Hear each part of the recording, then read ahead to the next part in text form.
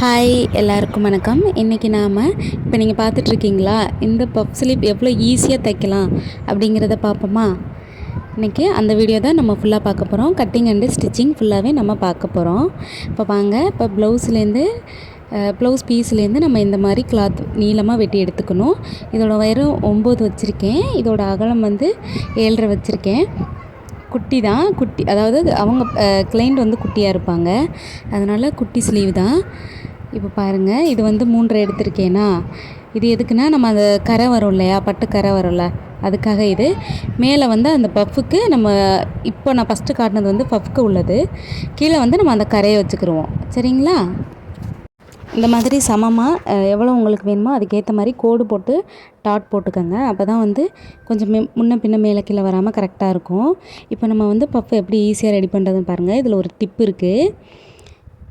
இப்போ என்னென்னு பார்த்தீங்கன்னா, நம்ம சேலையில் இந்த மாதிரி, அதாவது இந்த நேரில் எடுக்கும்போது மடிப்பு நல்லா வரும், அதாவது ஃப்ளீட் நல்லா வரும். இதே வந்து இப்போ இந்த சைடாக்கில் எடுக்கையில் வராது. அதனால் எந்த சைடு எடுக்கணுமோ அதை எடுத்துக்கிட்டு, அந்த சைடு வரல, துணி இதாக இருக்குன்னா நீங்கள் ஜாயின் போட்டு கூட இந்த மாதிரி நீங்கள் வச்சுக்கலாம். சரிங்களா? நீங்கள் அந்த ஷேப்பில் வைக்கும்போது பஃப் ஒரு மாதிரி இதுபோல் நீட்டாக வராது, கொஞ்சம்னு வரும். பஃப் வந்து சரியாக நிற்காது. இப்போ இந்த மாதிரி குட்டி குட்டியாக நீங்கள் எடுத்துக்கிறப்போ ஈஸியாக வைக்கலாம். அதே மாதிரி நீங்கள் வந்து அயர்ன் பண்ணணும் அந்த மாதிரி எதுவுமே தேவையில்லை. அவ்வளோ ஒரு நீட்டான ஒரு ஃபினிஷிங்கில் இந்த மாதிரியான இது வந்து இப்போ ட்ரெண்டிங்கில் இருக்கு இல்லையா, அந்த ப்ளவுஸோட ஸ்லீவு. இது எவ்வளோ ஈஸியாக தைக்கலாம் அப்படிங்கிறத நீங்களே பாருங்கள். அதே மாதிரி இந்த சைடும் சேம் அதே மாதிரி நீங்கள் எடுத்துக்க வேண்டியதான். இதோட உயரம் வந்து நீங்கள் எதுலேருந்து கோட்டு போட்டு நீங்கள் எடுத்திருக்கீங்களோ அதை விட கொஞ்சம் பெருசாக மட்டும் எடுத்துக்கோங்க. ரொம்பலாம் இவ்வளோ அளவெடுக்கணும் அவ்வளோ அளவெடுக்கணும் ரொம்ப போட்டு குழப்பிக்க வேண்டாம். ரொம்ப கேஷுவலாக சிம்பிளாகவே இந்த மாதிரியான ஸ்லீவ் தைச்சிடலாம். இப்போ ஒரு ஸ்லீவுக்கு ரெடி பண்ணிட்டோம். அடுத்த ஸ்லீவுக்கு அதே மாதிரி தான் நம்ம எடுத்துக்க போகிறோம்.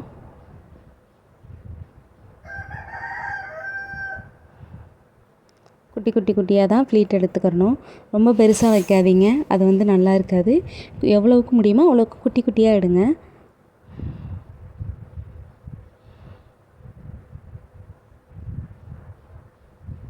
நான் எடுக்கிறேன் பாருங்கள், உங்களுக்கே தெரியும்.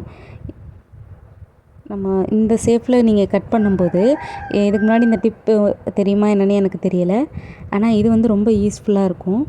நீங்களும் ட்ரை பண்ணி பாருங்கள்.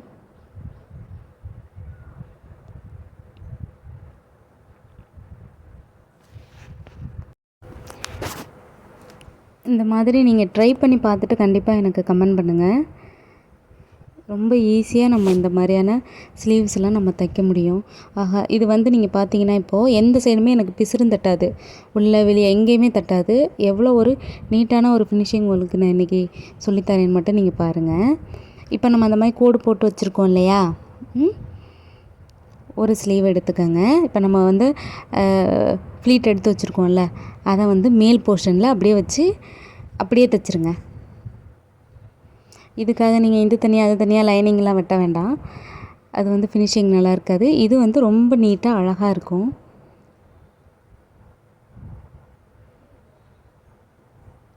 இன்னொரு ஸ்லீவ் வந்து ஆப்போசிட் சைடில் அப்படியே திருப்பிக்கணும்.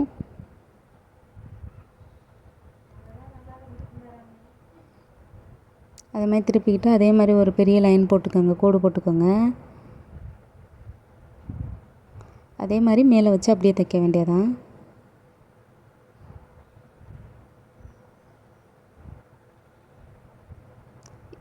இது முடித்த உடனே இப்போ நம்ம அதை சுற்றி நம்ம தையல் போட்டுக்கணும்.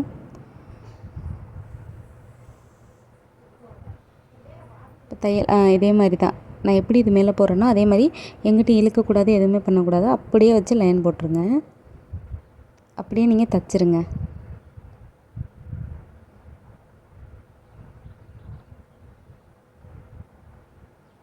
எவ்வளோ அழகாக பார்த்தீங்களா, எவ்வளோ நீட்டாக இருக்கும். நீங்களே ஃபுல்லாக பாருங்கள்.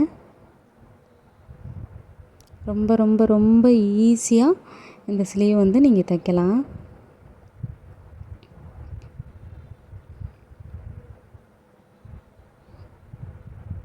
எக்ஸஸாக இருக்கிற எல்லாத்தையும் நம்ம இதே மாதிரி கட் பண்ணிக்க வேண்டியதான். இனி நமக்கு இது தேவையில்லை. அடுத்து நம்ம கீழே வந்து கரை எப்படி வைக்கிறது அப்படிங்கிறத பார்ப்போம். இதுதான் மெயின் பார்ட்டு. இதில் யாருமே நீங்கள் குழப்பிக்க வேண்டாம். இப்போது இதோட ப்ளவுஸோட உள் சைடு இருக்கு இல்லையா, இந்த உள் சைடு நம்ம கோடு போட போகிறோம். என்னடா மேலே போடாமல் கீழே போடுறாங்களே அப்படி பார்க்காதீங்க. பாருங்கள், இது வந்து ப்ளவுஸோட உள் சைடு. இது வந்து கரையோட பேக் சைடு. ரெண்டுமே பேக் டு பேக்கை ஒன்றும் வைக்காமல் பேக் மேலே பேக்குன்னு வச்சு நம்ம வந்து தையல் போட்டுக்குருவோம்.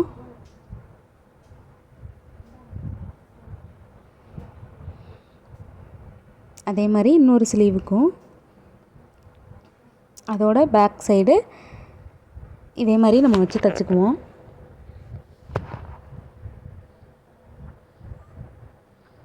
எப்போதும் நம்ம ஸ்லீவ் அடிப்போம்ல, அதே மாதிரி தான்.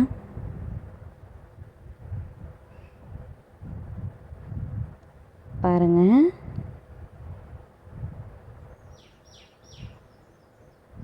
இப்போ இதே மாதிரி முடிச்சுட்டு இப்போது அமுக்கு தையல் ஒன்று போட போகிறோம். இது ஏன் அப்படின்னா, அப்போ தான் அதோட ப்ளவுஸோட ஃபினிஷிங் வந்து நீட்டாக இருக்கும். அதனால் எப்போதுமே அமுக்கு தையல் போட்டு திருப்புறது வந்து ஒரு நீட்டான ஒரு ஃபினிஷிங் கொடுக்கும்.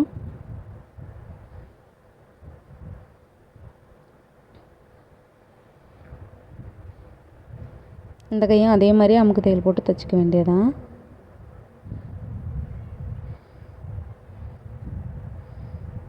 இப்போது இதை வந்து நம்ம அப்படியே பிரட்டிக்க போகிறோம். மறுபடி இப்போ நம்ம மேல் தையல் போட போகிறோம்.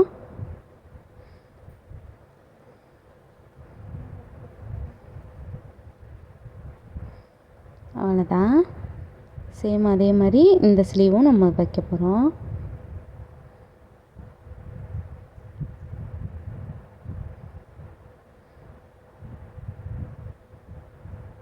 ரொம்ப நேரம்லாம் யோசிக்காமல் எப்படி அப்படி யோசிக்காமல், இந்த பெருசாக இருக்குதுல்ல, அதனால் கொஞ்சத்தை கட் பண்ணி விட்டுட்டேன். கட் பண்ணி விட்டுட்டு லைட்டாக மட்டும் மடக்கி அடிக்கிற அளவுக்கு மட்டும் இருந்தால் போதும். அந்த உயரத்துக்கு அப்படியே ஒரு மடக்கி ஒரே ஒரு தையல் போட்டால் போதும்.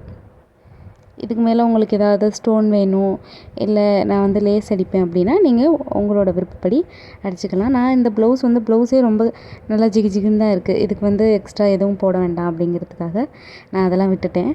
எவ்வளோ அழகாக, எவ்வளோ சீக்கிரமாக, ரொம்ப குழப்பம் இல்லாமல் எவ்வளோ தெளிவாக நம்ம தைக்கலாம் பார்த்தீங்களா? இந்த மாதிரியான வீடியோஸ்லாம் பார்க்கணும் அப்படின்னா நீங்கள் என்னோடய சேனலை சப்ஸ்கிரைப் பண்ணி வச்சுக்கோங்க. இன்னும் ஈஸியாக எவ்வளோ ஸ்லீவ், எவ்வளோ டிசைன்ஸ் எப்படி தைக்கலாம் அப்படிங்கிற வீடியோஸ் நான் கண்டிப்பாக அடுத்தடுத்து அப்லோட் பண்ணுறேன். 2 ஸ்லீவும் நம்ம முடிச்சிட்டோம். இதில் இன்னொரு டிப்பும் இருக்குது. அடுத்து அந்த உள்ளே இருக்கு இல்லையா, அது எப்படி லைட்டாக நீங்கள் பஃப்னு தூக்குது அப்படின்னா, ஏற்கனவே ஒரு வீடியோவில் நான் போட்டிருப்பேன். என்னோடய வீடியோஸ் கண்டினியூவாக பார்க்குறவங்களுக்கு தெரியும். உள்ளே ஒரு டாட் பிடிச்சிருங்க. அப்படியே பிடிச்சிட்டிங்கன்னா, ஆஹா பார்த்தீங்களா எவ்வளோ அழகாக இருக்குது பாருங்கள். எதுவுமே குழப்பம் இல்லாமல் ஒரு 10 நிமிஷத்தில் ஒரு சிம்பிளாக இவ்வளோ நீட்டான ஒரு ப்ளவுஸ் ஃபினிஷ் பார்க்க முடியுமா? அதாவது ப்ளவுஸோட ஸ்லீவு எவ்வளோ அழகாக இருக்குது பார்த்தீங்களா? சூப்பராக இருக்குல்ல? இந்த வீடியோ எப்படி இருக்குது அப்படிங்கிறத நீங்கள் கண்டிப்பாக எனக்கு கமெண்ட் பண்ணுங்கள். அழகான ரொம்ப ஈஸியாக, அதுவும் ட்ரெண்டிங்கில் இருக்கிற ஒரு ப்ளவுஸோட ஸ்லீவ் வந்து ஈஸியாக நம்ம தைக்கலாம். Okay, thank you. என்னோடய வீடியோஸ் எல்லாமே உங்களுக்கு பிடிச்சிருந்துச்சுன்னா சப்ஸ்கிரைப் பண்ணுங்கள், ஷேர் பண்ணுங்கள், லைக் பண்ணுங்கள். தேங்க்யூ.